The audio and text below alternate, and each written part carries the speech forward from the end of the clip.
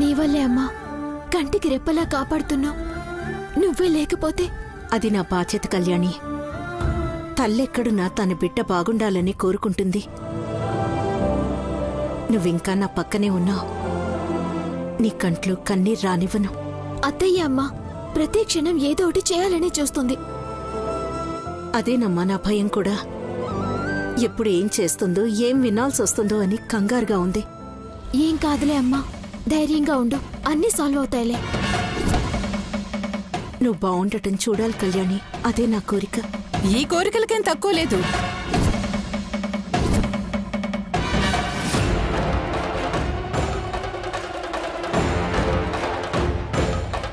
ఏంటా చూపులు? ఎంత గడ్డి పెట్టు, ఇద్దరి మధ్య మాటలే ఆగవు. నీ చేతలు నువ్వు ఆపుతున్నావా దమయంతి? చేయని తప్పుల్ని చూపించే ప్రయత్నాలే కదా చేస్తున్నావు. అయ్యిందేదో అయిందని, నా మేనకోడలే కదా అని కలుపుకుంటున్నావా? ఎందుకు కలుపుకోవాలనుపమా? అంటే బాధలే పెడతావా?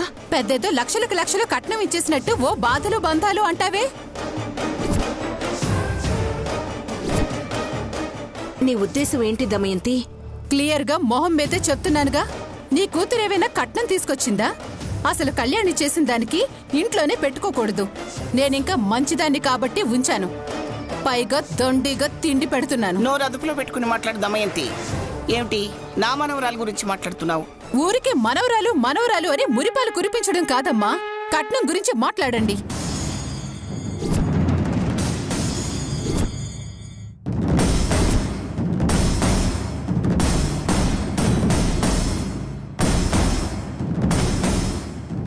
ఏ రోజైనా కట్నం గురించి ఓ మాటన్నా అన్నారా? ఎందుకన్నా అత్తయ్య? నువ్వు నోర్మోయ్. నీకసలు నోరెత్తే అర్హతే లేదు. మీకుందా? ఏమన్నావు? కళ్యాణి నువ్వుండు. దమయంతి నువ్వడిగేది తప్పే ఉందనుపమా? ఎవరు ఇవ్వట్లేదా, ఎవరు తీసుకోవట్లేదా?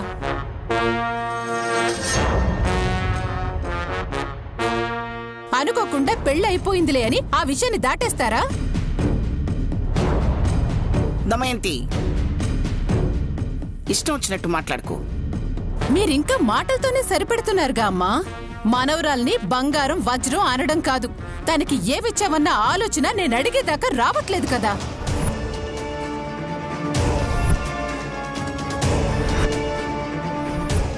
నా కొడుకు ఆవేశంగా తాళి కట్టినా భార్యకు బీమా చేయించాడు. మీరేం చేశారు? తేరగా అల్లుడు దొరికాళ్లే అనుకుంటున్నారు. ఆగు దమయంతి, నీ కట్నమేగా కావాలి, ఇస్తాను.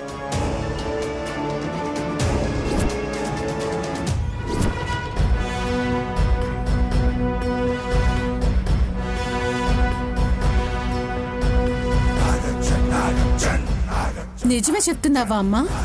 పార్వతి, నేను శివపార్వతి అసత్యం చెప్పదు. నమ్ముతున్నానమ్మా. ఎప్పుడు ఇస్తారో చెప్తే. ప్రతిదానికి ఒక పద్ధతి ఉంటుంది. సమయం సందర్భం చూసి ఇస్తాను. కాస్త సమయం ఇవ్వు.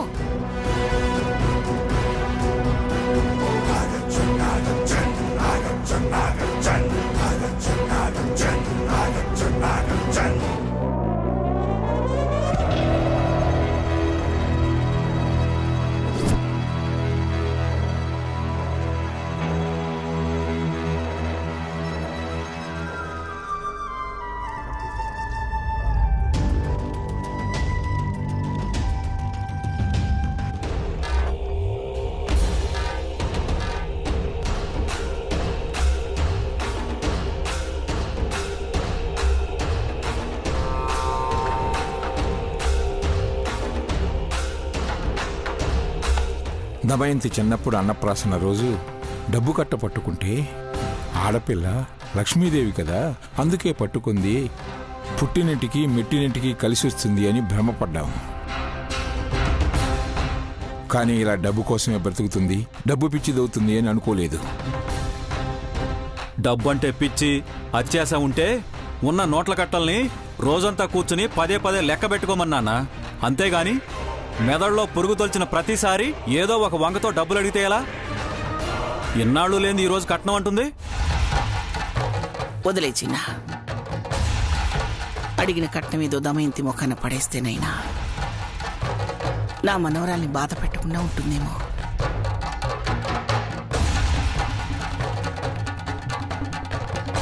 ఇలా ఇస్తూ అలవాటు చేస్తే ఇదే అలుసుగా చేసుకొని రేపటి నుంచి ఇంకా ఎక్కువ టార్చర్ చేస్తారేమో అత్తయ్య.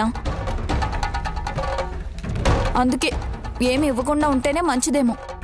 అలా చేస్తే శాంతంగా ఉండే శివపార్వతిలో విజయవాడ కనకదుర్గని చూస్తారు.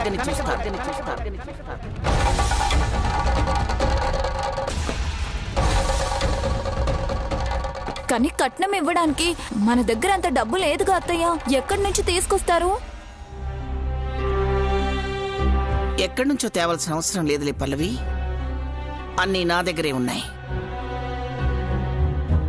పర్వతనేని వారసత్వపు నగలు, కళ్యాణి సిద్ధు పెళ్లికని చిన్ని సేటు దగ్గర తీసుకొచ్చిన డబ్బు నా గదిలో బీరువాలో భద్రంగా ఉన్నాయి.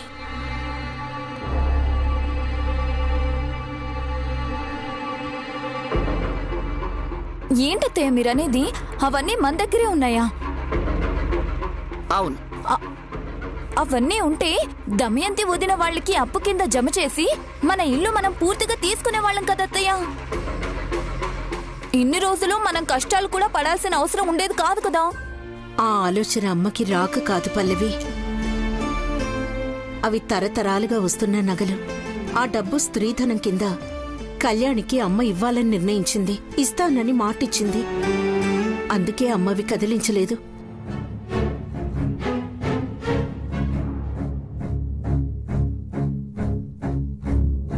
కానీ మా తమ్ముడితో పెళ్లి జరగలేదు కదమ్మా. నేను ఇస్తానని చెప్పింది కళ్యాణం చేసుకోబోయే వరుడు కాదు పల్లవి,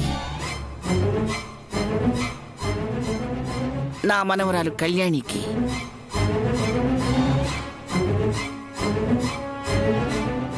అనుపమా, అమ్మా వెళ్ళి నగలు తీసుకురా.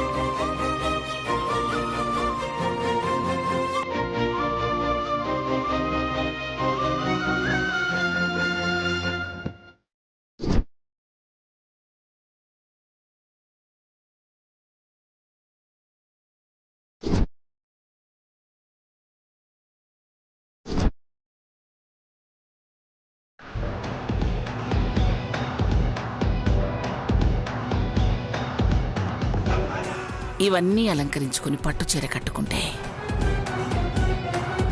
నా మనవరాలు నిజంగా లక్ష్మీదేవిలా ఉంటుంది కదా అనుపమా. అవునమ్మా. నేను నీ మనవరాలకంత అదృష్టం రాణిస్తానా అమ్మా?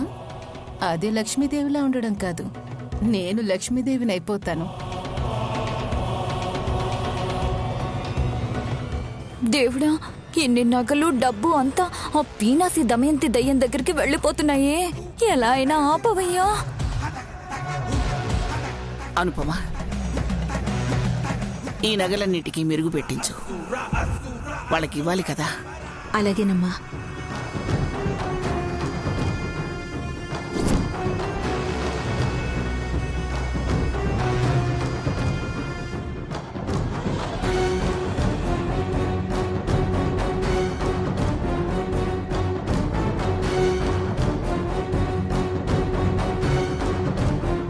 వారసత్వపు నగలు ఒక్కసారి పెట్టుకుంటానమ్మా అంటే అవి ఇంటి పెద్ద కోడలే పెట్టుకోవాలని ఇన్ని సంవత్సరాలు ఇవ్వకుండా ఉన్నావు. అలా నువ్వు ఇవ్వను అన్న ప్రతిసారి అనుపమ మీద కోపం, ద్వేషంతో పాటు ఎలా అయినా వాటిని నా వాటినిగా చేసుకోవాలని బలంగా కోరుకుంటూ ఉన్నాను. ఇన్ని రోజులుగా దేవుడు నా మొర విన్నట్టున్నాడు. మీ అంతట మీరే నా చేతికి అందించేలా చేశాడు. ఈ దెబ్బతో అయినా మీ అందరికీ నా గురించి అర్థమయ్యే ఉండాలి. ఈ దమయంతి ఏదైనా అనుకుందంటే సాధించే వరకు వదలదని.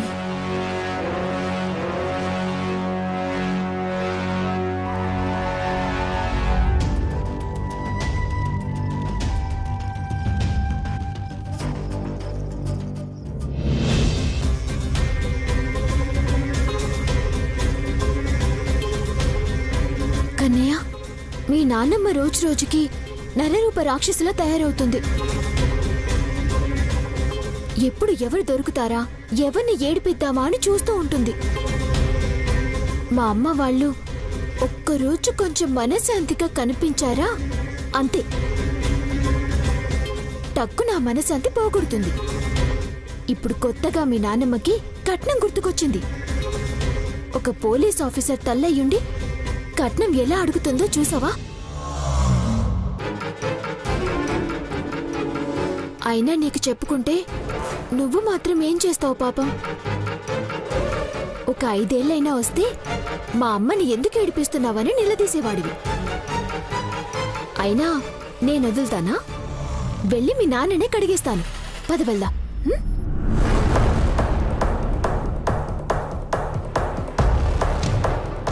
ఆఫీసర్, మీరు చేస్తుందేం బాగోలేదు. ఏ పేపర్ చదవడం నేరమని కొత్తగా రూల్ ఏమైనా పాస్ చేశారా? మీరు అంటే నువ్వొక్కడివని కాదు, మీ అమ్మగారు కూడా అని. మళ్ళీ మా అమ్మ మీద ఏం చాడీలు చెప్పడానికి వచ్చావు? చాడీలు కాదు, నేను చెప్పింది విన్న తర్వాత నేను చెప్పింది నిజమో కాదో అని మీ అమ్మగారిని పిలిచి అడగండి. స్ట్రైట్గా పాయింట్కి రా. మీ అమ్మగారు మా అమ్మ వాళ్ళని కట్నం అడిగింది. మా అమ్మ అడగగానే మీ అమ్మగారు మీ నానమ్మగారు ఇస్తామన్నారా? అవును.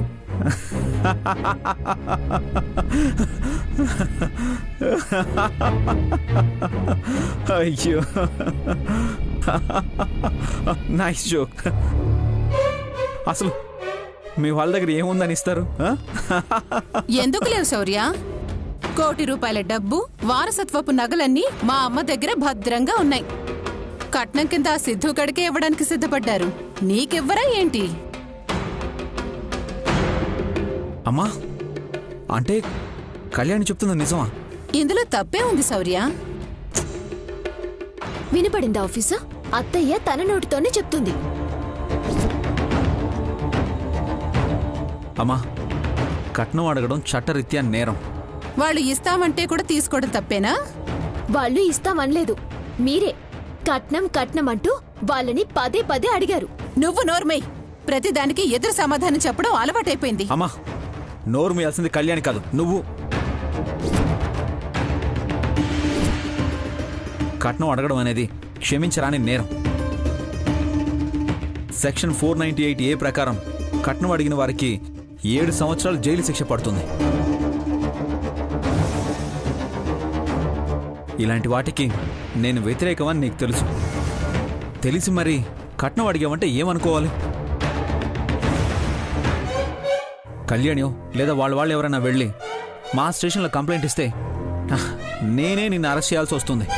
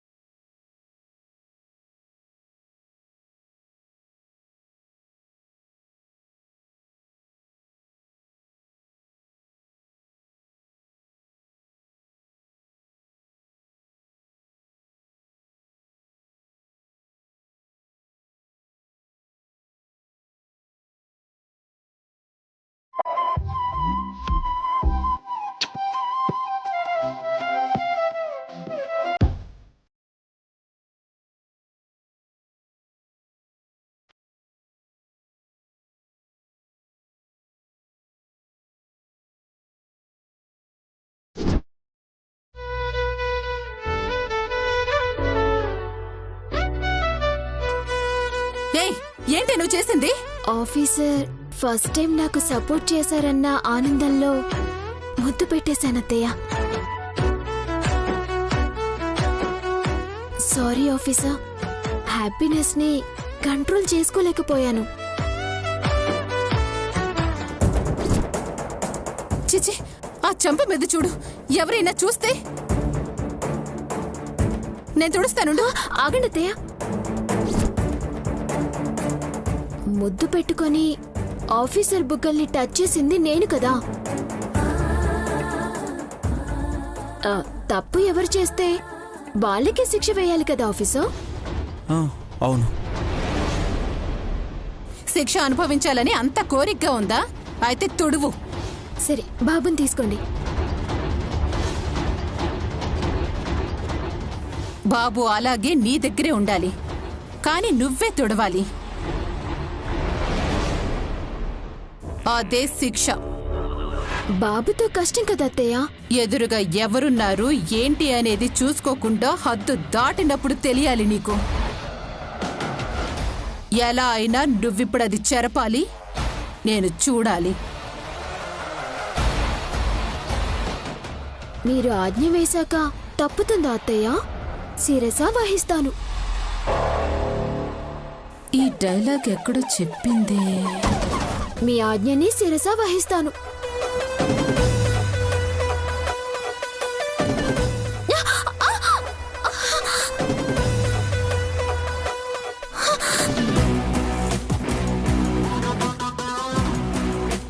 అంటే ఇదేదో చేయబోతోంది.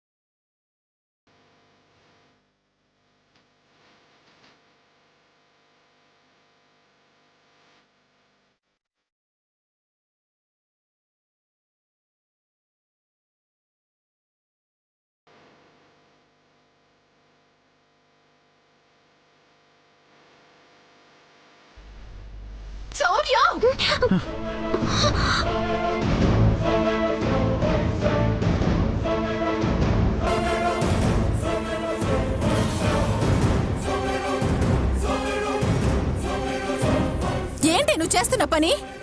ఎలా అయినా ఆఫీసర్ చెంప మీదున్న ముద్రని తుడపమన్నారు, తుడిపేశాను. అంటే ఇలా నా తుడిపేది?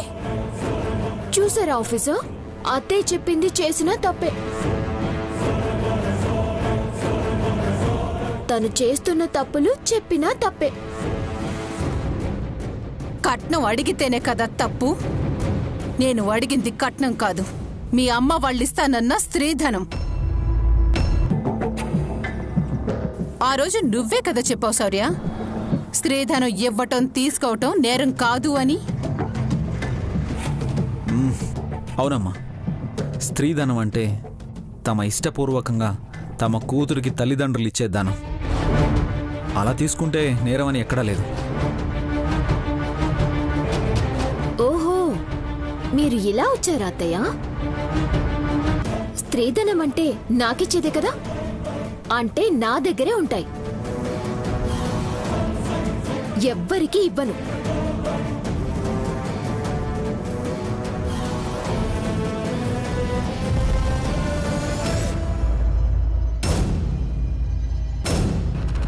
ముందు రానివ్వు, తర్వాత కథని ఎలా తిప్పాలో అలా తిప్పుతాను.